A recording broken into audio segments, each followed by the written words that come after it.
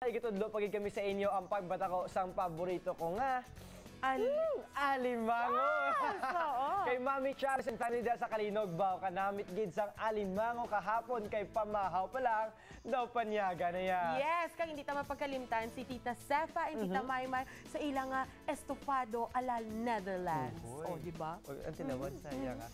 Sa tanang mga taga Kalinog, thank you gid kay Mayor Alex Santina.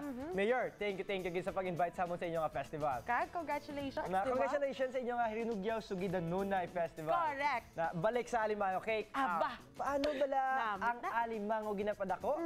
Ina ang aton nga matunan gikan sa expert sa Seat Deck. Kate, tutukan ta sa Agree.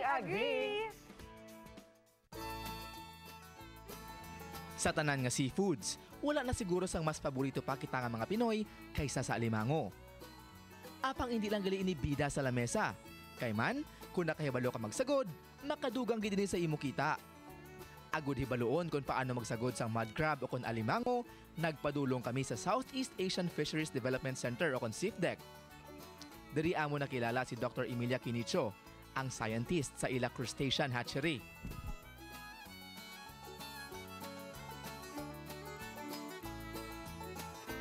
First, we get our broodstock. Yun yung tinatawag na gagawing nanay, no? From the ponds. And then, we bring them to the tanks outside. Meron kaming separate tank doon where we allow them to mature fully. And once the eggs are released, makikita nyo yan na merong itlog dito sa may abdominal flap niya. Then we transfer the animals in the smaller tanks. Dito yan. Sa 4 ka species ang alimango sa kalibutan, maswerte kita kay man, 3 ka klase ang makita diri sa pungsod.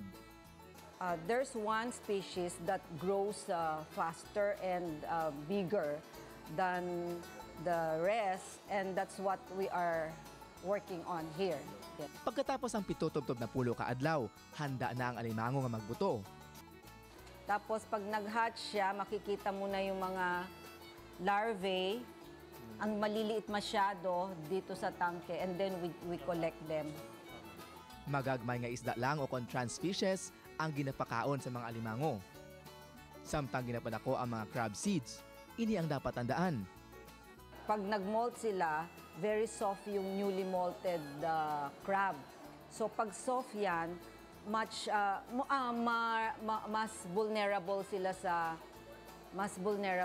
sa cannibalism. So they need substrates or shelters to